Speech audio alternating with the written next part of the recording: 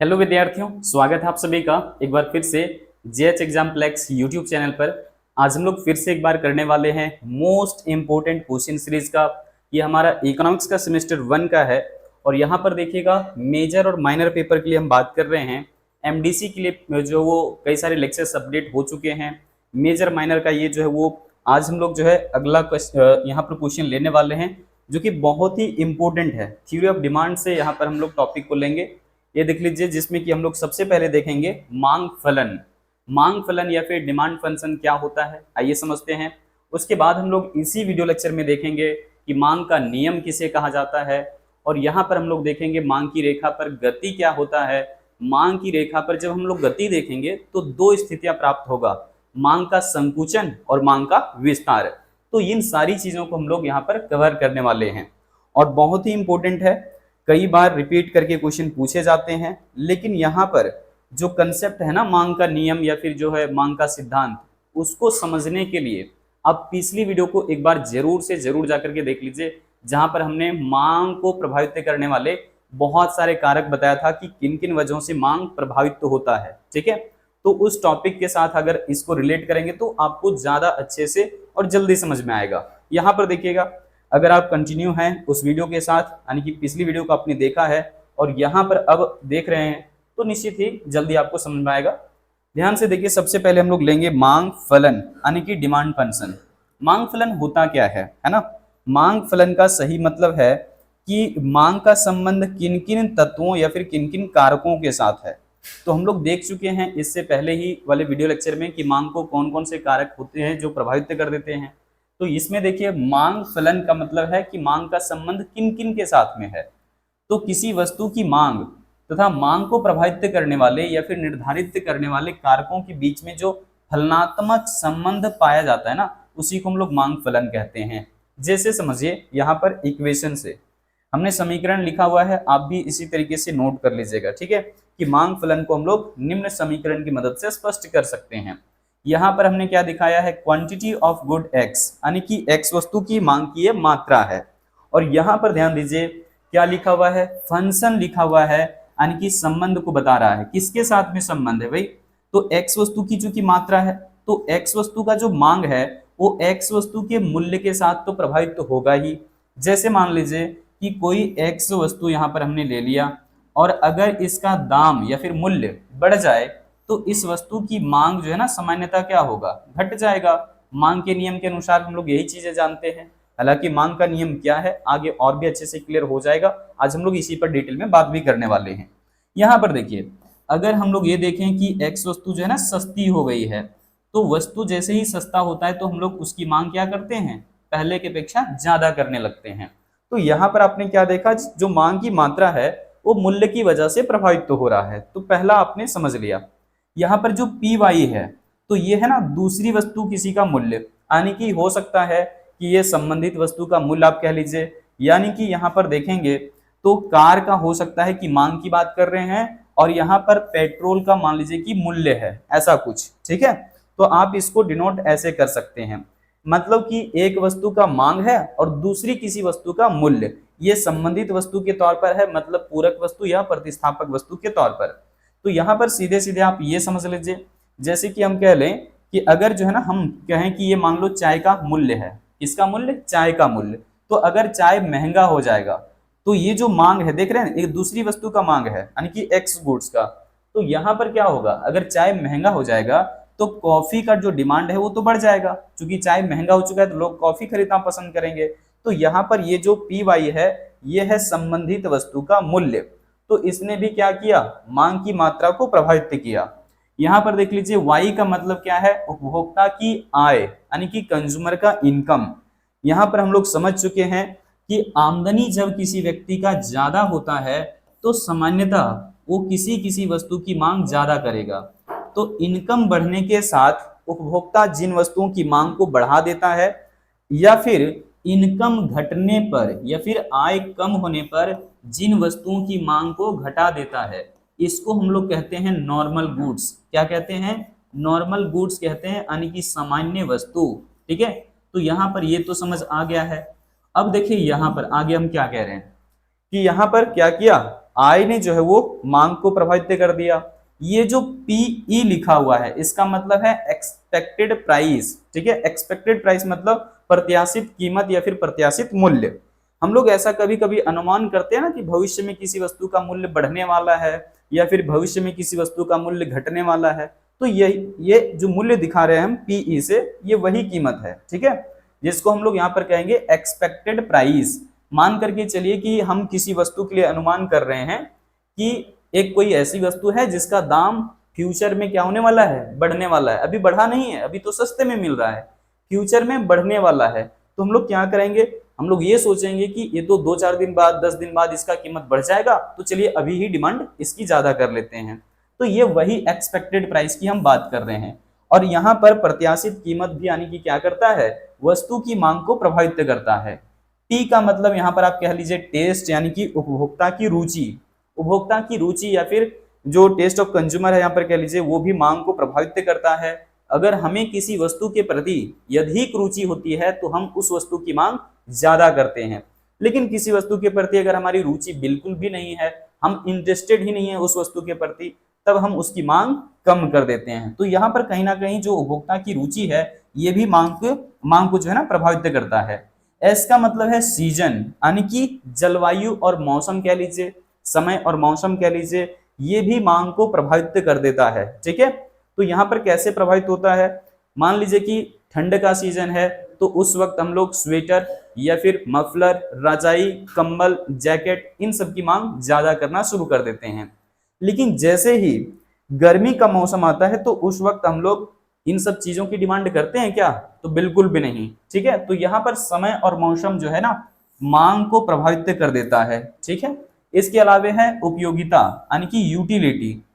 किसी भी वस्तु से जो उपयोगिता प्राप्त होता है ना आपको, वो भी मांग को प्रभावित करता है। मान करके चलिए कि अभी जो है ये स्टाइलस में ज्यादा संतुष्टि दे रहा है, तो हम इसकी मांग ज्यादा करेंगे, यानी कि यूटिलिटी भी जो है ना मांग को प्रभावित करता है।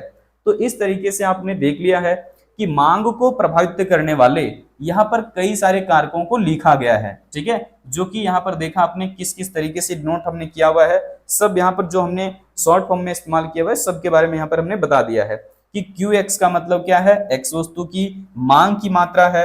एफ का मतलब क्या है, तो फलन। इसी तरीके से वाई का मतलब क्या है, तो उपभोक्ता की आय या फिर आमदनी। और आगे देख लीजिए यहाँ पर पीई का मतलब क्या है, भविष्य में वस्तु का प्रत्याशित मूल्य, यानी कि बढ़ने वाला है या फिर घटने वाला है।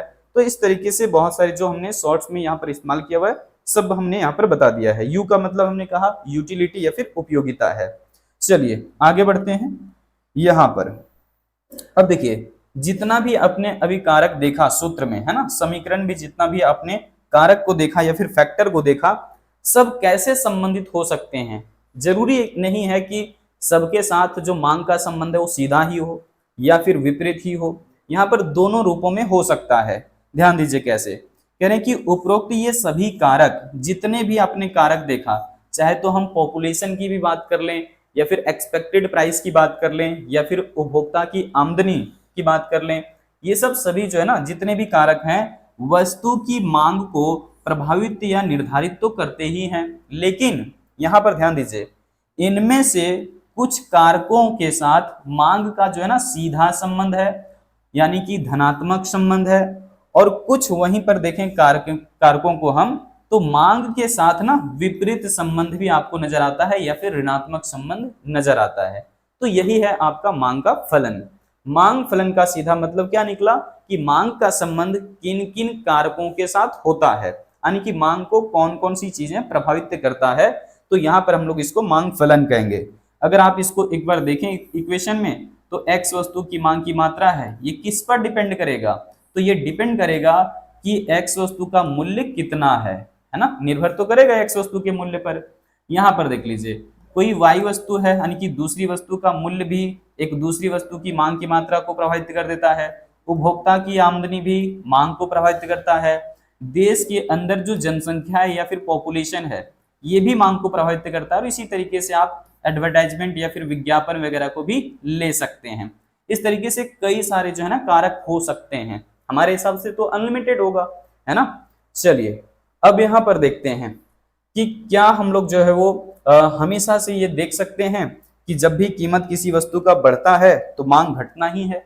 तो हाँ, ऐसा होता है, जनरली ऐसा होता है। यहाँ पर ध्यान दीजिए, इसको हम लोग क्या जानेंगे, मांग का नियम या फिर थ्योरी ऑफ डिमांड या फिर कह लीजिए मांग का सिद्धांत। ठीक है, तो मांग का नियम या फिर मांग का सिद्धांत क्या है और ये किन किन शर्तों के साथ लागू होता है, क्या इसके जो है कंडीशंस बनते हैं, यहाँ पर हम लोग डिटेल में समझने वाले हैं। तो सबसे पहली चीज, इसके जो पूछने के तरीके हैं उसको समझ लीजिए। पहला टाइप कैसा हो सकता है कि मांग का नियम बताइए, और कुछ भी नहीं है इसमें। दूसरा तरीका ये हो सकता है कि मांग का नियम से आप क्या समझते हैं या फिर क्या तात्पर्य है और ये किन शर्तों के साथ लागू होता है। तो ये कंडीशन समझने आपको बहुत जरूरी है। यहाँ पर फिर मांग का नियम असल में है क्या और ये किन किन मान्यताओं को लेकर के चलता है, किन मान्यताओं पर आधारित है। देखिए, इकोनॉमिक्स में जितने भी सिद्धांत हैं, ज्यादातर सिद्धांत आपको ऐसे दिखेगा जिसमें कि बहुत सारे एजम्पशंस ले लिए गए हैं और वो मान्यता अगर हटा दिया जाए तो थ्योरी ही खत्म हो जाएगा। तो इसलिए मान्यता जो है ना बहुत इंपॉर्टेंट है, सब में आप मान्यता को जरूर शामिल करिएगा। ठीक है, चलिए अब हम लोग यहाँ पर देखते हैं कि मांग का नियम का स्टेटमेंट या फिर मांग का नियम का कथन क्या होगा। तो यहाँ पर देख लीजिए एक बार हम क्या कह रहे हैं कि मांग और मूल्य में ये संबंध को स्पष्ट करता है। यानी कि देखिए, मांग का नियम मांग एवं मूल्य में विपरीत संबंध, कैसा संबंध, विपरीत संबंध को बतलाता है। मांग के नियम के अनुसार अगर देखेंगे तो यदि अन्य बातें समान रहे तो, ये बहुत ही इंपॉर्टेंट लाइन है, बहुत ही इंपॉर्टेंट। अगर आप मांग का नियम लिखते हैं और ये वाला स्टेटमेंट आपका नहीं लिखा हुआ है तो ये मान करके चलिए कि आपने स्टेटमेंट बिल्कुल ही गलत लिखा है, आप नियम को गलत तरीके से बता रहे हैं। जनरली हम लोग कह देते हैं कि हाँ हमको भी मांग का नियम मालूम है ना, ऐसा नहीं होता। मांग के नियम के लिए हम लोग जो साधारण सी बात जानते हैं वो केवल इतना जानते हैं कि मूल्य बढ़ने पर मांग घट जाता है। सब कोई तो यही जानते होंगे, है ना, जनरली यही जानते हैं। जो इकोनॉमिक्स के स्टूडेंट नहीं है वो भी कहते हैं कि मूल्य बढ़ने पर मांग घट जाता है और मूल्य घटने पर मांग बढ़ जाता है, ये सब कोई कह देते हैं। लेकिन अगर आप इकोनॉमिक्स के स्टूडेंट हैं तो ऐसा तो आप केवल बिल्कुल नहीं कहने वाले हैं, आपको थोड़ा सा सिस्टमैटिक ढंग से समझना होगा। यहाँ पर देखिए, हमने इसीलिए कहा कि मांग का नियम आप जब भी लिखेंगे तो आपको एक लाइन जरूर लिखना है, जो कि यहाँ पर हमने लिखा हुआ है, यदि अन्य बातें समान रहे तो। ये हमने कहा बहुत इंपॉर्टेंट लाइन है। ठीक है, यहाँ देखिए आगे कह रहे हैं कि किसी वस्तु के मूल्य में वृद्धि होने से मांग घट जाती है। ये अन्य बातें समान रहे, ये क्या समान रहेगा आगे हम लोग देखेंगे मान्यता के अंदर। लेकिन यहाँ पर देखिए क्या कह रहे हैं कि किसी वस्तु के मूल्य में अगर वृद्धि हो जाए, है ना, तो वृद्धि होने से मांग क्या हो जाएगी, घट जाएगी। यानी कि कीमत जैसे ही एक्स वस्तु का बढ़ जाएगा तो एक्स वस्तु की मांग की मात्रा पहले के अपेक्षा कम हो जाएगी। इसके विपरीत आप देखिए, मूल्य में कमी होने पर, यानी कि जैसे ही प्राइस कम हो जाएगा या फिर मूल्य घट जाएगा तो उस वक्त आप क्या देखेंगे, चूंकि वस्तु सस्ती हो गई है तो वस्तु जैसे ही सस्ती होगा तो उसका मांग क्या हो जाएगा, बढ़ जाएगा। यानी कि जो आप साधारण तौर पर जानते हैं वही बात लिखा हुआ है, कुछ एक्स्ट्रा नहीं। थोड़ा सा एक्स्ट्रा क्या है, यदि अन्य बातें समान रहे तो। ये वाला लाइन इंपॉर्टेंट है और यही लाइन हम लोग यहाँ पर ध्यान में अब रखेंगे। ठीक है, तो यहां से एक चीज तो क्लियर हो गया कि एक्स वस्तु का मूल्य बढ़ जाने पर एक्स वस्तु की मांग की मात्रा घट जाएगी, और अगर एक्स वस्तु का मूल्य घट गया है तो एक्स वस्तु की मांग की मात्रा पहले के अपेक्षा ज्यादा होगा। क्लियर। अब देखिए किन किन शर्तों पर या फिर किन किन मान्यताओं पर ये जो मांग का नियम है ये टिका हुआ है, कौन कौन सी एजम्पशंस हैं, ध्यान दीजिएगा। यहां पर थोड़ा सा और ऊपर कर लेते हैं, देखिए कौन कौन से एजम्पशंस हैं, यानी कि मांग के नियम के लिए कौन कौन सी मान्यताएं हैं या फिर मांग के नियम के लिए कौन कौन सी शर्तें हैं, किन शर्तों के साथ मांग का नियम लागू होता है ना। यहाँ पर देखिए, उपभोक्ता का आय, कंज्यूमर का जो इनकम है ना, वो बिल्कुल भी परिवर्तन नहीं होना चाहिए, यानी कि स्थिर होना चाहिए। इसी बात को ऊपर लिखा गया था, यदि अन्य बातें समान रहे तो। है समान, एक जैसा है या नहीं, क्योंकि यहाँ पर क्या बोला कि कंज्यूमर का इनकम कैसा होना चाहिए, स्थिर होना चाहिए, उसमें कोई भी परिवर्तन नहीं होना चाहिए। दूसरी मान्यता देखिए, कह रहे हैं कि उपभोक्ता की आदत, आदत की बात कर रहे हैं, उपभोक्ता का फैशन, यहाँ पर कोमा लगा लीजिएगा, है ना, ये गलत बात है, यहाँ पर कोमा रखिएगा। कह रहे हैं कि उपभोक्ता की आदत, फैशन एवं रुचि में, क्या कह रहे हैं, आदत, फैशन और रुचि में परिवर्तन नहीं होना चाहिए। उपभोक्ता का अगर आदत बदल जाता है ना, तो मांग भी बदल जाता है, इसीलिए यहाँ पर रखा गया है इसको कांस्टेंट, यानी कि सिर्फ और सिर्फ जो मांग प्रभावित होगा मांग के नियम के अनुसार, वो मूल्य ही केवल प्रभावित करेगा, बाकी सभी कारकों को स्थिर मान लिया जाता है। जितने भी कारक मांग को प्रभावित कर सकते हैं, उन सभी कारकों को यहाँ पर क्या रखा गया है, स्थिर, और केवल मूल्य को कम या ज्यादा करके देखा जाता है कि मांग के नियम के अनुसार कि किस तरीके से बिहेवियर किस तरीके से देखने को मिल रहा है। जैसे मैंने कहा कि यहाँ पर मूल्य जो है ना बढ़ जाएगा तो मांग की मात्रा घट जाएगा, केवल मूल्य को हमने यहाँ पर शामिल किया है मांग के नियम में, बाकी दुनिया की तमाम वो चीजें जो मांग को प्रभावित कर सकता है उन सबको यहाँ पर स्थिर रखा जाता है। केवल और केवल जो मांग यहाँ पर प्रभावित यानी कि हो रहा है वो सिर्फ मूल्य की वजह से हो रहा है, ये मांग का नियम कहता है। यहाँ पर देखिए तीसरी मान्यता, कह रहे हैं कि स्थानापन्न या फिर प्रतिस्थापक वस्तु, स्थानापन्न कहिए या फिर प्रतिस्थापक एक ही चीज है। जैसे हम लोग चाय और कॉफी को कहते हैं कि एक दूसरे का क्या है, प्रतिस्थापक वस्तु है। इसी तरीके से मान लीजिए कि हमें कहीं दूर ट्रेवल करना या फिर घूमना फिरना है, ऐसे मान लीजिए, तो बाइक से भी जा सकते हैं और 4 व्हीलर से भी जा सकते हैं, साइकिल से भी जा सकते हैं, ये सब आपस में क्या हो सकते हैं, सब्स्टिट्यूट।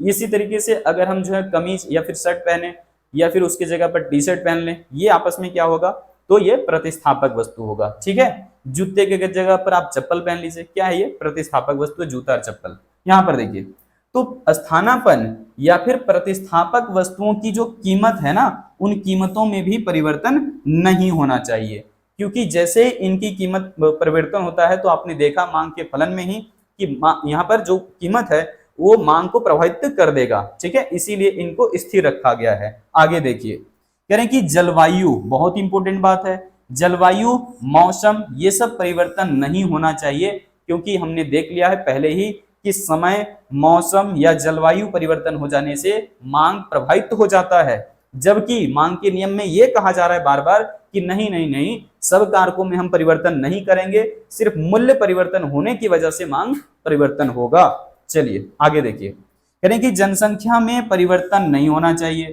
क्यों? क्योंकि जनसंख्या भी मांग को प्रभावित कर देता है, क्योंकि जैसे ही देश की जनसंख्या बढ़ती है मांग भी बढ़ेगा, जनसंख्या घटने पर मांग भी घट जाएगा। तो यहाँ पर ये चीज आपको समझ आ गया है। यहाँ पर देखिए, छठी मान्यता क्या है मांग के नियम के लिए, कि सरकार की करारोपण नीति यानी कि taxation policy of the government should not change, यानी कि कोई परिवर्तन नहीं होना चाहिए। सरकार की करारोपण नीति बदलने से भी ना मांग प्रभावित हो जाता है, या तो मांग बढ़ जाएगा या फिर मांग घट जाएगा। इसलिए सरकार की करारोपण नीति को भी यहाँ पर कोई परिवर्तन नहीं करना है, स्थिर मान लिया गया है। ठीक है, चलिए अब यहाँ पर देखिएगा अगला एजम्पशंस या फिर अगली मान्यता क्या है। सातवां मान्यता देखिए, क्या कह रहे हैं कि उपभोक्ता को भविष्य में वस्तु का मूल्य परिवर्तन होने की आशा अथवा आशंका नहीं होना चाहिए। अगर भविष्य में कहीं ऐसा जो है पता चल गया कंज्यूमर को अभी ही कि भविष्य में इस वस्तु का दाम बढ़ने वाला है, तब तो मांग पहले ही प्रभावित हो जाएगा। इसीलिए यहाँ पर ना ही उपभोक्ता को आशा होना चाहिए कि भैया 2-4 दिन बाद कीमत घटने वाला है, ऐसा एक्सपेक्टेशन बिल्कुल नहीं होना चाहिए कंज्यूमर को, या फिर आशंका भी नहीं होना चाहिए कि दाम 2-4 दिन बाद बढ़ने वाला है। समझ गए? तो यहाँ पर ना ही आशा होना चाहिए कि मूल्य घटने वाला है, ऐसा आशा नहीं होना चाहिए, और ना ही आशंका कि दाम बढ़ने वाला है। ये सब क्या रहेगा? स्थिर रहेगा। ठीक है, यानी कि कंज्यूमर को जितनी जानकारी है पहले उतना ही अभी भी उसको मालूम है कि वही कीमत है, कीमत में कोई परिवर्तन नहीं हुआ है, बस धोखेबाज यहाँ पर हो रहा है इनकी एक तरीके से। अब क्या कह रहे हैं एक लाइन में देखिए, कह रहे हैं कि उपरोक्त इन सभी शर्तों के लागू होने पर ही मांग का नियम लागू होगा। यानी कि जितना भी आपने अभी एजम्पशंस या फिर मान्यता देखा, अगर ये सभी मान्यताएं है ना, अगर ये सभी मान्यताएं जो है आपकी क्या हो जाएगी, लागू हो जाएगी, तभी जाकर के मांग का नियम आप सही तरीके से देख पाएंगे, अन्यथा नहीं। ठीक है, चलिए अब हम लोग इन्हीं चीजों को देखते हैं टेबल से और डायग्राम से। यहां पर देख लीजिए किस तरीके से आपको एक्सप्लेन करना है। सबसे पहली चीज आप सूत्र से भी बता सकते हैं, जैसा कि आपको मालूम चल गया कि मांग और मूल्य में कैसा संबंध है, विपरीत संबंध। तो आप कह सकते हैं कि एक्स वस्तु की जो कीमत है वो विपरीत संबंध रखता है किसके साथ, एक्स वस्तु की मांग की मात्रा के साथ। क्योंकि आपने देखा जैसे ही एक्स वस्तु का दाम बढ़ जाता है, ठीक है, तो यहाँ पर क्या होता है, उसका मांग घट जाएगा। अगर एक्स वस्तु जो है ना सस्ती हो जाएगी तो एक्स वस्तु जो है ना पहले की अपेक्षा ज्यादा मांग किया जाएगा। यही तो बता रहा है विपरीत संबंध, यानी कि मांग और मूल्य में। अब देख लीजिए, हमेशा की तरह हम क्या कह रहे हैं कि मांग का जो मात्रा है या फिर मांग की जो मात्रा है वो कहां रखेंगे, एक्स अक्ष पर। क्वांटिटी डिमांड कहां रखेंगे, एक्स अक्ष पर। वस्तु का मूल्य या फिर वस्तु की कीमत कहां रखेंगे, वाई अक्ष पर। अब यहां पर चूंकि आपको टेबल मालूम होना चाहिए तभी आपका डायग्राम ये बनेगा। टेबल नीचे है, थोड़ा सा तो दिक्कत हो सकता है, चलिए कोई नहीं, टेबल अब दिख रहा है, डायग्राम भी दिख रहा है। इतने पे काम बन जाएगा। देखो यहां पर ध्यान दीजिए, सबसे पहले यहां पर क्या हमने लिखा हुआ है टेबल में, वस्तु का मूल्य। और ये मूल्य जो है ना प्रति इकाई लिया गया है, यानी कि प्रत्येक इकाई का कीमत बताया गया है कि अगर आप एक इकाई लेते हैं ना वस्तु, तो उस समय कीमत कितना है, 10 रुपए। तो यहाँ पर देखिए जब एक इकाई का दाम फिर से अगर 10 से बढ़कर के 15 हो जाता है, फिर एक इकाई का दाम 15 से बढ़कर के 20 हो जाता है, तो इस तरीके से यहाँ पर कीमत को रखा गया है, प्रति इकाई कीमत है ये, ठीक है। चलिए यहाँ पर देखिए, यहाँ पर इधर लिखा गया है मांग की मात्रा यानी कि क्वांटिटी डिमांडेड, ठीक ना। ये है इकाई में, यानी कि केजी में, लीटर में, मीटर में, इस तरीके से। तो शुरुआत में यहाँ पर क्या है, जब 10 रुपए मान लीजिए जब प्रति केजी है ना, ऊपर में तो हालांकि लिख दिया गया है प्रति इकाई, तो 10 रुपए प्रति इकाई पर उपभोक्ता मान करके चलिए कि कितना डिमांड कर रहा है, 600 इकाई। लेकिन जैसे ही वस्तु का दाम 10 रुपए प्रति इकाई से बढ़कर के 15 रुपए प्रति इकाई हो जाता है, तो यहां पर देख सकते हैं मांग की जो मात्रा था ना पहले 600 इकाई, अब कितना हो जाता है, 400 इकाई। क्यों, क्योंकि जैसे ही यहां पर आपने देखा कीमत 10 रुपए प्रति इकाई से बढ़कर के कितना हो गया है, 15 रुपए, तो यहां पर मांग की मात्रा क्या हो गया, 600 इकाई से घट करके 400 इकाई रह गया है। अगली बार जब 15 रुपए प्रति इकाई से घटते हुए, ये देख लीजिए सॉरी बढ़ते हुए 20 रुपए प्रति इकाई हो जाएगा, तब फिर से कंज्यूमर क्या करता है, 400 इकाई से मांग घटा करके 200 इकाई कर देता है। ये तो क्लियर हो गया है कि जैसे ही मूल्य बढ़ रहा है, मांग की मात्रा जो है उपभोक्ता ने पहले की अपेक्षा कम कर दिया है, ठीक है। चलिए, या आप चाहें तो इसको उल्टा भी ले सकते हैं, मतलब कि आप ऐसा भी कर सकते हैं कि पहले आपने प्राइस को ज्यादा रखा था, मान लीजिए 20 रुपए प्रति इकाई के हिसाब से, है ना, प्राइस ऑफ एक्स मान लेते हैं, और यहाँ पर क्वांटिटी ऑफ एक्स, और उस समय डिमांड हो रहा था मान लीजिए 200 यूनिट, ठीक है। अब यहाँ पर ऐसा भी कर सकते हैं कि मान करके चलिए कि ये हो गया है 15 रुपए, यानी कि कीमत घट गया है, तो मांग की मात्रा क्या हो जाएगा, देखिए 15 रुपए पर कितना है, 400, यहाँ पर कर दीजिए 400। इसी तरीके से आप अगली बार भी कर सकते हैं कि कीमत आप घटा दीजिए, कर दीजिए 10 रुपए प्रति इकाई, और यहाँ पर कर दीजिए 600 यूनिट। मतलब टेबल को आप इस तरीके से लीजिए या फिर इस तरीके से लीजिए, डायग्राम आपका ऐसा ही बनेगा, ठीक है। क्योंकि रिलेशन कैसा है, एक दूसरे के ऑपोजिट। क्योंकि आप देख रहे हैं जैसे ही दाम यहाँ पर क्या हो रहा है, घट रहा है, तो इधर देखिए मांग बढ़ रहा है, दाम क्या हुआ, घटा, मांग क्या हुआ, बढ़ा, ठीक है। ऐसा ही तो दिखाना है टेबल में, क्योंकि आपने देखा मांग के नियम से ये चीजें क्लियर हो गया था। थोड़ा सा रुकिएगा, इसको हम हटा देते हैं यहां से, प्रॉपर वर्क नहीं कर रहा। हाँ,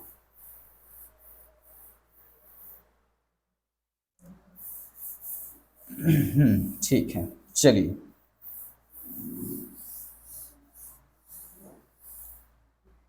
यहां पर देखिए क्या कह रहे हैं।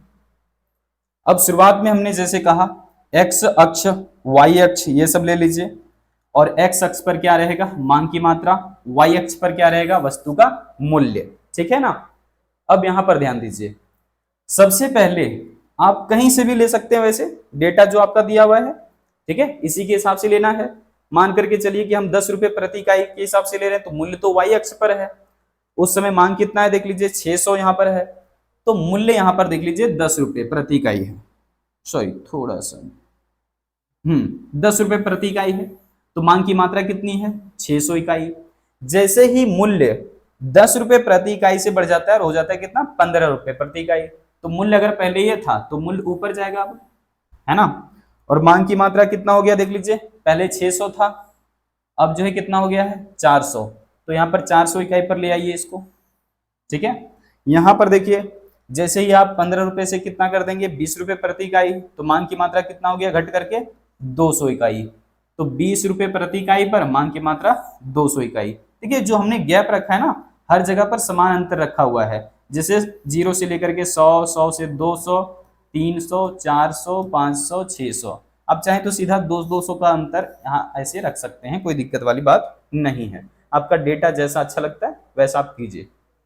यहाँ पर देखिए, यहाँ पर 0 से 5, 5 से 10, 10 से 15, 15 से 20 इस तरीके से लिया गया है। आप स्पेस जो है ना हर जगह पर सेम टू सेम लीजिएगा तो डायग्राम बहुत खूबसूरत बनेगा। ये देखिए डी हमारा जो है मांग की रेखा कैसे तैयार हुआ, क्योंकि मूल्य और मात्रा हमने जो है यहाँ पर मिलाया कि 20 रुपए प्रति इकाई पर मांग की मात्रा 200 इकाई है, 15 रुपए प्रति इकाई पर मांग की मात्रा 400 इकाई है और 10 रुपए प्रति इकाई पर मांग की मात्रा 600 इकाई है। तो इस तरीके से ये सभी पॉइंट्स जो है ना आपस में मिला दिए जाएं तो मांग की रेखा इस तरीके से बनेगा, जिसको हम लोग कहेंगे डाउनवर्ड स्लोपिंग, है ना। ढाल कैसा है, डाउनवर्ड है, नीचे की ओर आ रहा है, डाउनवर्ड स्लोप वाला है। चलिए अब हम लोग बढ़ते हैं आगे। यहां पर देखिए कैसे आपको एक्सप्लेन करना है, यहां पर देख लीजिए कैसे आपको जो है ना एक्सप्लेन करना है, नीचे लिखा हुआ है। सबसे पहले आप एक लाइन लिखिएगा कि तालिका और रेखा चित्र को देखने से यह स्पष्ट हो जाता है कि एक्स अक्ष पर क्या रखा गया है और वाई अक्ष पर क्या रखा गया है। ठीक है, दोनों से भी ले सकते हैं और केवल तालिका या फिर केवल रेखा चित्र से भी अलग अलग ले सकते हैं। यहाँ पर देखिए हमने रेखा चित्र की सहायता से दिया हुआ है। कह रहे कि उपरोक्त रेखा चित्र से यह स्पष्ट पता चलता है कि एक्स अक्ष पर वस्तु की मांग को रखा गया है और वाई अक्ष पर वस्तु के मूल्य को दिखलाया गया है। एक्स अक्ष पर क्या था, मांग की मात्रा, वाई अक्ष पर क्या था, वस्तु का मूल्य। ठीक है, अब देखिए आगे कह रहे कि जब वस्तु का मूल्य प्रति इकाई कितना था, 10 रुपए प्रति इकाई है, तब मांग की मात्रा 600 इकाई है। कुछ भी एक्स्ट्रा नहीं लिखना है, जो टेबल में दिख रहा है बस वही चीज को आपको एक्सप्लेन करना है। आगे देखिए कह रहे हैं कि जब वस्तु का मूल्य 10 रुपए प्रति इकाई से बढ़कर 15 रुपए प्रति इकाई हो जाता है तो मांग की मात्रा 600 इकाई से घट करके 400 इकाई रह जाती है। ठीक है, पहले 600 इकाई था, अब मांग घट गया 400 इकाई हो गया, क्योंकि दाम पहले 10 रुपया था अब 15 रुपया, तो जैसे ही दाम बढ़ा मांग घट गया। अब देखिए इसी तरह जब वस्तु का कीमत जो है ना या फिर वस्तु का मूल्य 15 रुपए प्रति इकाई से बढ़कर 20 रुपए प्रति इकाई हो जाता है, यानी कि जब फिर से दाम बढ़ा तो मांग क्या होगा, तो मांग की मात्रा 400 इकाई से घटकर केवल 200 इकाई रह जाएगा। यानी कि जैसे ही कीमत बढ़ रहा है मांग की मात्रा घट रहा है। यही तो बताता है मांग का नियम, है ना, केवल विपरीत संबंध को बताता है। अर्थात मांग का नियम गुणात्मक कथन है। क्या है, क्वालिटेटिव स्टेटमेंट है। ये बहुत इंपॉर्टेंट बात है, कई बार पूछा जाता है आप लोगों से कि बहुत पढ़ लिए हो मांग का नियम या फिर थ्योरी ऑफ डिमांड, है ना। बहुत सारे सीनियर होते हैं या फिर टीचर होते हैं तो वो पूछते भी हैं कि मांग का नियम जो वो कैसा स्टेटमेंट है। तो ध्यान रखिएगा ये गुणात्मक कथन होता है, यानी कि क्वालिटेटिव स्टेटमेंट होता है। क्यों, क्योंकि मांग का नियम केवल ये बता रहा है कि मूल्य के बढ़ जाने पर, यानी कि एक्स वस्तु का मूल्य बढ़ जाने पर एक्स वस्तु की मांग घट जाएगी, या फिर ऐसा हो सकता है कि एक्स वस्तु का मूल्य घटने पर एक्स वस्तु की मांग बढ़ जाएगी। तो यहाँ पर केवल घट रहा है, बढ़ रहा है, घट रहा है, बढ़ रहा है, यही तो बताया। ये थोड़े ना बताया कि कितना बढ़ेगा कितना घटेगा, ये एक्सप्लेन यहाँ पर नहीं कर रहा है। इसी चीज को हम लोग आगे जाकर के मांग के नियम में, मांग की लोच में पढ़ते हैं। मांग के नियम से केवल संबंध स्पष्ट हो जा रहा है कि ये बढ़ रहा है मूल्य तो मांग की मात्रा घट रहा है, मूल्य घट रहा है तो मांग बढ़ रहा है, केवल संबंध पता चल रहा है। इसीलिए मांग के नियम को क्या कह रहे हैं, गुणात्मक कथन या फिर क्वालिटेटिव स्टेटमेंट। यहाँ पर ये आपको क्लियर नहीं हो रहा है कि मूल्य कितना बढ़ा, मांग कितना घटा, ये स्पष्ट नहीं किया है। ठीक है, जो केवल वस्तु के जो है ना मांग और उसके मूल्य के बीच विपरीत संबंध को स्पष्ट करता है। मैंने कहा ना कि केवल विपरीत संबंध बता रहा है इस तरीके से कि दो वेरिएबल हैं मूल्य और मांग, और इन दोनों वेरिएबल के बीच में या फिर दोनों चरों के बीच में विपरीत संबंध बना हुआ है। केवल इसी चीज को स्पष्ट किया मांग के नियम ने। तो यहाँ पर ये चीजें आप समझ चुके हैं। अब यहाँ पर थोड़ा सा आगे बढ़ते हैं हम लोग और देखते हैं कि जो मांग के नियम के बाद मांग की रेखा पर जो गति है वो क्या होता है। यानी कि अब हम लोग देखेंगे मूवमेंट अलोंग डिमांड कर्व, बहुत ही इंपॉर्टेंट। अगर आपने मांग का नियम ठीक ढंग से समझ लिया है ना, तो ये टॉपिक आपके लिए कुछ भी नहीं है, चुटकी बजाते ही खत्म। जैसे देखो यहां पर तो हम लोग मांग का नियम समझ चुके हैं, लेकिन आपने क्या देखा, मूल्य बढ़ने के साथ मांग घट रहा है, ये पहली स्थिति बन जाएगा। ऐसा भी हो सकता है कि मूल्य बढ़ने के साथ मांग क्या हुआ, घटा, पहली स्थिति। देखिए हम यहाँ पर दोनों एक्सप्लेन कर देते हैं, यहाँ पर लिखा भी है कि मूल्य जो है ना शुरुआत में क्या हुआ, मान करके चलिए कि मूल्य जो है ना एक्स वस्तु है तो उसका मूल्य घट गया, मांग क्या हुआ, बढ़ गया। ये पहला संबंध बन रहा है जिसको हम लोग मांग का विस्तार कहेंगे, क्योंकि मांग क्या हो रहा है, यहाँ पर ज्यादा हो रहा है, मूल्य घटने पर मांग ज्यादा हो रहा है, मांग एक्सटेंड हो रहा है। ठीक है, यहां पर देखिए अगर मूल्य बढ़ जाए और मूल्य बढ़ने की वजह से मांग घट जाए तो हम लोग इसको क्या कहेंगे, मांग का संकुचन, यानी कि कॉन्ट्रैक्शन ऑफ डिमांड। इन्हीं दोनों चीजों को हम लोग यहाँ पर देखने वाले हैं। मांग की रेखा पर गति, जिसका नाम है क्या, मांग की रेखा पर गति। इसी टॉपिक के अंदर में ये दोनों जो है वो आपको एलिमेंट्स देखने को मिलेंगे, या फिर दोनों छोटे छोटे टॉपिक्स देखने को मिलेंगे कि संकुचन क्या होता है और विस्तार क्या होता है। ये चीजें चूंकि पूछा जाता है रिपीट करके। यहाँ पर देखिए मांग की रेखा पर गति किसे कहते हैं, सचित्र वर्णन कीजिए, या फिर ऐसा भी हो सकता है कि मांग की रेखा पर गति का क्या तात्पर्य है, स्पष्ट कीजिए। कई बार चित्र बनाने के लिए नहीं कहता है, लेकिन आप चित्र जरूर बनाइए, क्योंकि इकोनॉमिक्स में जब तक आप रेखा चित्र से चीजें स्पष्ट नहीं करते हैं, जब तक आप टेबल देकर के चीजों को एक्सप्लेन नहीं करेंगे, तब तक अच्छे अंक आपको हासिल नहीं हो पाते हैं। सो यहाँ पर ध्यान दीजिए क्या लिखा हुआ स्टेटमेंट, कह रहे हैं कि यदि अन्य बातें समान रहे तो किसी वस्तु के मूल्य में परिवर्तन के फलस्वरूप उसकी मांग की मात्रा में वृद्धि, थोड़ा सा रुकिएगा, क्या कह रहे हैं, यदि अन्य बातें समान रहे तो, इसको हम लोग तो देख चुके हैं, उपभोक्ता का आमदनी स्थिर होना चाहिए, जनसंख्या में परिवर्तन नहीं होना चाहिए, सरकार के कार्यारोपण नीति में परिवर्तन नहीं होना चाहिए, संबंधित वस्तु के मूल्य में परिवर्तन नहीं होना चाहिए। यही तो हम लोग देखे थे, और इसी को हम फिर से कह रहे हैं, यदि अन्य बातें समान रहे तो क्या हो रहा है, किसी वस्तु के मूल्य में परिवर्तन के फलस्वरूप, वृद्धि और कमी की बात नहीं कर रहे हैं, परिवर्तन के फलस्वरूप उसकी मांग की मात्रा में वृद्धि अथवा कमी। आप यहां पर भी परिवर्तन लिख सकते हैं, लेकिन मैंने दोनों चीजों को अलग अलग बताया है ताकि हम एक्सप्लेन अच्छे से कर सकें। तो वृद्धि अथवा कमी हो जाए उसे ही हम लोग क्या कहेंगे, तो उससे क्या होता है, मांग की जो रेखा ना एक बिंदु से दूसरी बिंदु की ओर खिसक जाती है, तो इसे ही हम लोग क्या कहेंगे, मांग की रेखा पर गति कहेंगे, यानी कि मूवमेंट अलोंग डिमांड कर्व कहेंगे। यानी कि मांग की रेखा एक ही होगा, उसी पर कभी आगे की तरफ तो कभी पीछे की तरफ ऐसा बढ़ेगा, जैसे कि ये देखिए आगे हम लोग एक्सप्लेन करने वाले हैं।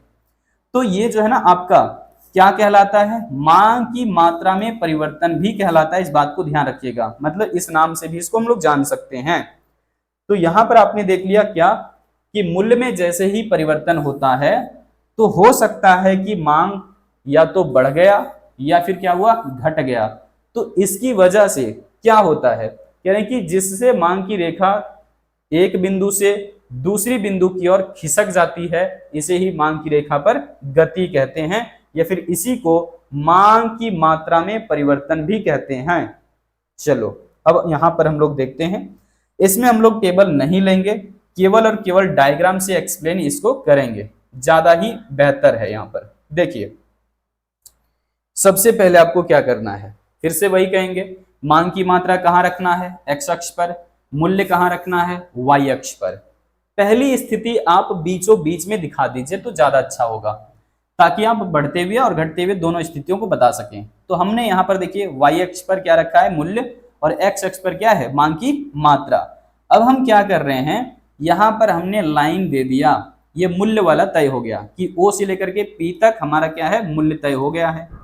अब यहाँ पर इतना मूल्य पर मांग की मात्रा क्या है, ओ से लेकर के क्यू तक। ठीक, जैसे ही अब क्या होता है, यहाँ पर मूल्य जो है ना ओ से पी तक, ओपी था मूल्य, अब ये मूल्य क्या होता है, मान लीजिए पहले घट गया, यहां पर हो गया, अच्छा ठीक है, यहां पर मूल्य हो गया। तो जैसे ही मूल्य क्या हुआ, घटा, तो मूल्य के घट जाने की वजह से मांग की मात्रा क्या हुआ, इधर बढ़ गया है। तो आपने देखा पहली स्थिति हमने बता दिया कि मूल्य घटता है तो मांग बढ़ जाता है। लेकिन मान करके चलिए कि ये अगर आपका पहला मूल्य है अब मूल्य यहाँ पर हो जाता है, तो मूल्य क्या हुआ, बढ़ गया। अब मूल्य बढ़ने की वजह से क्या होगा, इस वस्तु के मूल्य इतना मूल्य पर मांग की मात्रा अगर यहाँ पर था, तो जैसे ही मूल्य इधर बढ़ता है मांग की मात्रा क्या हो जाएगा, घट करके कम हो जाएगा। घट जाएगा नहीं है ना, घट करके कम क्या होना, घट जाएगा। तो यहाँ पर तीनों जो पॉइंट्स बने हमारे, इन तीनों को मिलाते हुए मांग की रेखा आप खींच दीजिए। लेकिन आपको मूवमेंट कैसा दिख रहा है ध्यान दीजिएगा। मांग की रेखा तो तैयार हो गया आपका डी, ये मांग की रेखा है डी से लेकर के डी तक। तो यहाँ पर आप देखेंगे कि पहली स्थिति हम बता रहे थे ओपी मूल्य था तो ओक्यू मात्रा था, ठीक है। लेकिन बाद में जैसे ही मूल्य यहाँ पर घट करके ओपी से घट करके कितना हो गया था, OP1 रह गया था। तो मूल्य जैसे ही घटा मांग की मात्रा यहाँ पर इधर बढ़ गया था। यहाँ पर जैसे ही मूल्य OP से बढ़ करके OP2 हो जाता है, तो मांग की मात्रा देखिए, ये वाला जो मांग की मात्रा पहले था इस मूल्य पर, अब मूल्य बढ़ जाने की वजह से मांग की मात्रा इधर घट जाता है। तो ये हमने जो देखा हो क्या रहा है एक्चुअल में इस मांग की रेखा पर, ये वाला जो मांग की रेखा है इस पर आप कभी क्या देख रहे हैं कि मूल्य जैसे घटता है और मांग बढ़ता है, तो यहाँ पर पहले जो पॉइंट था वो खिसक करके नीचे की तरफ जा रहा है। तो पहली स्थिति समझ में आया, इसको यहाँ पर हम कहेंगे मांग का क्या हो रहा है, विस्तार हो रहा है, क्योंकि जैसे ही मूल्य घटा मांग की मात्रा बढ़ा। यहाँ पर देखिए हमने इंडिकेट भी कर दिया हुआ है, थोड़ा सा ध्यान दीजिएगा तो ज्यादा हम क्लियर कर पाएंगे आपको। ध्यान दीजिए क्या हम कह रहे हैं, पहली स्थिति और दूसरी स्थिति दोनों को हम अलग अलग से दिखाते हैं। यहां पर थोड़ा सा, ये हमारा पहले वाला कीमत है, ठीक। अब हम क्या करते हैं, मूल्य को बढ़ा देते हैं या फिर घटा देते हैं। मान लीजिए पहले हमने घटा दिया, तो मूल्य जैसे ही यहाँ पर क्या हुआ, घटा, मांग की मात्रा क्या हुआ, बढ़ गया। तो यहाँ पर आप ढूंढने की कोशिश करिए, मूल्य जब घटा और मांग बढ़ा, मूल्य घटा मांग बढ़ा, क्या कह रहे हैं इसको, मांग का विस्तार। विस्तार होने का मतलब खिंचाव होना, फैलाव होना। तो मांग क्या हुआ, फैल गया पहले की अपेक्षा, पहले यहीं पर था अब इधर चला गया, तो ज्यादा हो गया मांग आने की। किसकी वजह से ज्यादा हुआ है, तो मूल्य घट जाने की वजह से मांग ज्यादा हुआ है, तब क्या बोल रहे हैं, मांग का विस्तार बोल रहे हैं। यहाँ पर ध्यान दीजिए, अब क्या हुआ है कि मूल्य जो है ना पहले की अपेक्षा, मूल्य पहले की अपेक्षा क्या हो जा रहा है, यहाँ पर बढ़ जा रहा है। तो जैसे ही यहाँ पर मूल्य बढ़ा, तो मूल्य बढ़ने से क्या हुआ, मांग की मात्रा घट गया। समझ आया या नहीं, तो मूल्य बढ़ने से ना मांग की मात्रा घटा। जनसंख्या बढ़ने की वजह से ऐसा हुआ है क्या, जनसंख्या घटने की वजह से ऐसा हुआ है क्या, या फिर किसी अन्य कारणों की वजह से मांग घटा है क्या, बिल्कुल भी नहीं। किन कारणों से मांग घटा है, मूल्य बढ़ने के कारण मांग घटा है। तो मूल्य बढ़ने के कारण अगर मांग घटे तब इसको हम लोग संकुचन कहते हैं। अन्य कारणों की वजह से नहीं घटा है मांग की मात्रा, बल्कि सिर्फ मूल्य बढ़ जाने की वजह से मांग कम हुआ है, तब संकुचन कहेंगे। केवल मूल्य घटने की वजह से मांग बढ़ जाएगा तब मांग का विस्तार कहेंगे। फर्क समझ में आ रहा है या नहीं, ठीक है। चलिए अब यहां पर देखते हैं, आखिरी बार यहां पर एक्सप्लेन आप करेंगे तो अपना एक तरीका अलग ही रखना है हमेशा। सबसे पहले क्या चीज किस अक्ष पर दिखा रहे हैं इसको एक्सप्लेन करना चाहिए, जैसा कि यहां पर हमने किया भी है। ध्यान दीजिएगा, कह रहे हैं कि उपरोक्त रेखा चित्र से यह स्पष्ट पता चलता है कि एक्स अक्ष पर वस्तु की मांग की मात्रा को रखा गया है और वाई अक्ष पर वस्तु के मूल्य को रखा गया है। वाई अक्ष पर क्या है, मूल्य, एक्स अक्ष पर क्या है, मांग की मात्रा। जब वस्तु का मूल्य ओपी रहता है, आपने देखा था ओपी हमने बीच में लिया हुआ था पहले वाला प्राइस, तब मांग की मात्रा क्या था उस समय, ओक्यू। जब वस्तु का मूल्य ओपी से घट करके कितना हो जाता है, OP1, तो मांग की मात्रा OQ से बढ़ करके कितना हो जाता है, OQ1। इसी तरह से आपने क्या देखा कि जब मूल्य OP से बढ़ करके कितना हो जाता है, OP2, यहाँ पर मूल्य क्या हुआ है, बढ़ा हुआ है, तो मांग की मात्रा क्या होगा, घट जाएगा। तो देखिए OQ से घट करके कितना रह जाता है, OQ2। जैसा आपने डायग्राम में देखा है वैसा ही यहाँ पर लिखना है, ठीक है। इसके फलस्वरूप मांग की रेखा जो DD था, मांग की रेखा का नाम क्या था, DD, DC मत लिख देना कि डिमांड कर्व कहते हैं, नहीं, DD हमने यहाँ पर डिनोट किया था। तो मांग की रेखा पर ना आपने पॉइंट ये देखा, पॉइंट ये से खिसक करके कहाँ जा रहा था शुरुआत में, B की ओर। तो यहाँ पर हम लोग इसको क्या कह रहे थे, विस्तार। पॉइंट ये से C की ओर जा रहा था तो इसको हम लोग क्या कह रहे थे, संकुचन। तो इसी तरीके से दोनों की ओर गति हो रहा था। इसे ही दरअसल हम लोग कहते हैं मांग की रेखा पर गति, क्योंकि मांग की रेखा एक ही था, इस तरीके से मांग की रेखा बना हुआ था। पहले पॉइंट एक यहाँ है मान लीजिए, है ना, इसका नाम हम दे देते हैं कुछ भी, एक यहाँ पर है और एक यहाँ पर है, इस तरीके से। तो मांग की रेखा अगर हमारा यहाँ से लेकर के डी डी ये है, तो मांग की रेखा मान लीजिए पहले हमारा ये वाला पॉइंट था और खिसक के जा रहा था नीचे की तरफ। क्यों? क्योंकि दाम घट रहा था तो इधर मांग बढ़ रहा था, और इधर जैसे ही मूल्य बढ़ा मांग की मात्रा इधर घट जा रहा था।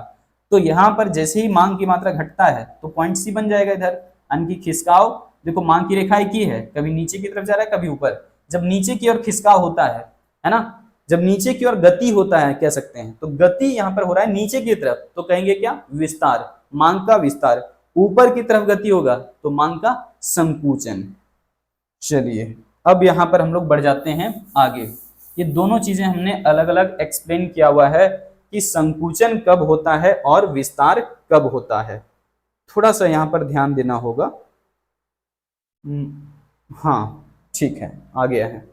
देखिए सबसे पहले मांग का संकुचन देखेंगे। अच्छा, जो मैंने शुरुआत में अभी डिस्कस किया था, लास्ट आखिरी पॉइंट, वो यहाँ पर लिखा हुआ है कि ए बिंदु से बी बिंदु की ओर जब गति होता है तो इसको हम लोग नाम क्या देते हैं? मांग का संकुचन। यानी कि मांग की रेखा पर किधर गति होता है? नीचे की ओर गति होता है। और ए बिंदु से सी बिंदु की ओर अगर देखेंगे तो यहाँ पर हम लोग इसको मांग का विस्तार कह रहे थे, यानी कि मांग की रेखा पर नीचे की ओर गति हो रहा था। नीचे की ओर नहीं, ऊपर की ओर ना। यहाँ पर आप सुधार कर लेना, मांग की रेखा पर ऊपर की ओर गति। ठीक है, अब सही है। चलिए आगे बढ़ते हैं। यहां पर देखिए मांग का संकुचन और मांग का विस्तार। मांग का संकुचन का मतलब क्या है? संकुचन का मतलब होता है कॉन्ट्रैक्ट होना, कम होना, घटना। ठीक है, लेकिन रीजन क्या होगा? मांग क्यों कम हो जाएगा बताइए? मांग घटने के पीछे क्या कारण होगा? तो केवल और केवल मूल्य, अन्य कोई भी कारण नहीं है, क्योंकि सभी कारणों को यहाँ पर स्थिर मान लिया जाता है। ध्यान से देखिए, फिर से ऐसा ही स्टेटमेंट लिखना है। यदि अन्य बातें समान रहे तो किसी वस्तु के मूल्य में कमी होने पर क्या हो रहा है? तो कमी होने के कारण मांग की मात्रा में वृद्धि हो रहा है। मांग की मात्रा में क्या हुआ? वृद्धि होती है। तो इसकी वजह से यहां पर उल्टा लिखा हुआ लगता है यह स्टेटमेंट, इससे मांग की रेखा नीचे की ओर गति कर जाती है। अच्छा, क्वेश्चन जो है ना यहाँ पर, इसको जो है यहाँ पर सुधार लीजिएगा। ये संकुचन तो जरूर हम बता रहे हैं, थोड़ा सा समय दीजिए। यदि अन्य बातें समान रहे तो किसी वस्तु के मूल्य में, यहाँ पर होगा वृद्धि, किसी वस्तु के मूल्य में वृद्धि होने के कारण मांग की मात्रा में हो जाएगा क्या? यहाँ पर लिख लीजिएगा कमी। ठीक है, तो इससे क्या होता है? मांग की रेखा नीचे की ओर खिसक जाती है, इसे मांग का संकुचन कहते हैं। अब सही है, यहाँ पर जो कमी लिखा हुआ था ना, यहाँ पर वृद्धि ठीक हमने कर दिया, यहाँ पर वृद्धि लिखा हुआ था कमी कर लीजिएगा। ठीक है, बाकी सब जगह सही है। अब देखिए यहाँ पर क्या होगा आगे। थोड़ा सा डायग्राम से आपको ज्यादा क्लियर हो जाएगा। हमने सबसे पहले क्या कहा कि जैसे ही मूल्य बढ़ेगा मांग की मात्रा घट जाएगा। तो देखिए पहले वाला जो मूल्य है वो यहाँ पर है, उस वक्त मांग की मात्रा इतनी है, लेकिन जैसे ही मूल्य बढ़ जाता है, मूल्य बढ़ गया तो मांग की मात्रा क्या हुआ? घट गया। यहाँ पर आने की पहले जो मूल्य था वो ओ से लेकर के पी तक, यहाँ तक मूल्य था, मांग की मात्रा कितना था? ओ क्यू। लेकिन जैसे ही मूल्य बढ़ा तो क्या हो गया? ये हमारा अब ओपी नहीं रहा, OP1 हो गया प्राइस। तो जैसे ही प्राइस बढ़ता है मांग की मात्रा जो OQ था ये घट करके कितना रह जाता है?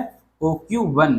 तो यानी कि यहाँ पर आप दिखाएंगे कि नेगेटिव चेंज हुआ है किसमें? क्वांटिटी में। तो डेल्टा यहाँ पर हमने दिखाया माइनस में, माइनस डेल्टा Q, यानी कि मांग की मात्रा में ऋणात्मक परिवर्तन हुआ है। और मूल्य कैसा है? देखिए पॉजिटिवली चेंज हो रहा है प्राइस हमारा, तो ऊपर की तरफ आने की दिखा रहे हैं बढ़ते हुए। तो ये वाला जो है ना, अब मांग की रेखा हमारा जो है कैसे बनेगा ये देख लीजिए, यहाँ और ये दोनों पॉइंट मिलाते हुए हमने खींच दिया। तो पहले अगर हमारा पॉइंट ये है और अब मांग की रेखा ऊपर की तरफ गति कर रहा है, ऊपर की तरफ, तो यहाँ पर हम क्या देख रहे हैं कि मांग की मात्रा घट रहा है, तभी तो ये ऊपर की तरफ खिसका।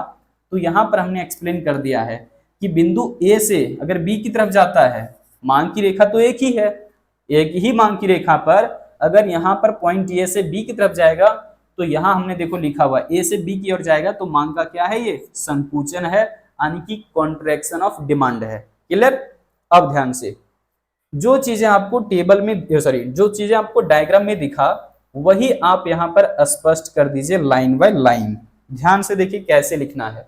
फिर से कह रहे हैं कि उपरोक्त रेखा चित्र से यह स्पष्ट पता चलता है कि एक्स अक्ष पर वस्तु का मांग है और यहाँ पर वाई अक्ष पर क्या रखा गया है, वस्तु के मूल्य को दिखलाया गया है।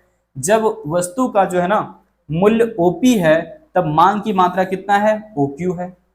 जब मूल्य जो है ना यहाँ पर ओपी से बढ़कर के कितना हो जाता है, ओपी1 हो जाता है, तो मांग की मात्रा ओक्यू से कितना रह जाता है, घट करके ओक्यू1। यही तो है संकुचन। क्लियर हो गया। तो संकुचन किसको कहते हैं भैया, मूल्य बढ़ने पर, यानी कि यहाँ पर एक्स वस्तु का दाम बढ़ गया और उसकी वजह से एक्स वस्तु की मांग घट जाती है, तब इसको हम लोग कहेंगे कि इस वस्तु का मांग में संकुचन हुआ है। क्यों? क्योंकि मांग कम हुआ है, लेकिन किसकी वजह से, मूल्य की वजह से, यानी कि मूल्य बढ़ने की वजह से मांग कम हुआ है, तो मांग का संकुचन यही है। चलिए अब यहां पर आते हैं सबसे आखिरी टॉपिक आज के वीडियो लेक्चर का। इतने जो है ना बारीकी से सारी चीजें हम लोग एक्सप्लेन कर रहे हैं, तो आप जितना ज्यादा हो सके वीडियो अपने फ्रेंड्स के साथ में शेयर करिए ताकि हम मोटिवेट होकर के और भी वीडियो कंटेंट आप तक पहुंचा सकें। चलिए हम लोग यहां पर आते हैं, सबसे आखिरी पॉइंट देख लीजिए क्या है। कह रहे हैं कि मांग में विस्तार से क्या तात्पर्य है, रेखा चित्र की सहायता से स्पष्ट कीजिए, है ना। तो सबसे पहले वही बात लिखना है, यदि अन्य बातें समान रहे तो। किसी वस्तु के मूल्य में वृद्धि होने पर, वृद्धि, ये भी गलत लिखा हुआ है, लगता है कि ये पागल हो गया है, यहां पर होगा कमी। ठीक है, क्या हमने कहा, यदि यहां पर देखिए किसी वस्तु के मूल्य में कमी होने के कारण, मूल्य क्या होगा, कम होगा, कमी होने के कारण मांग की मात्रा में वृद्धि होती है।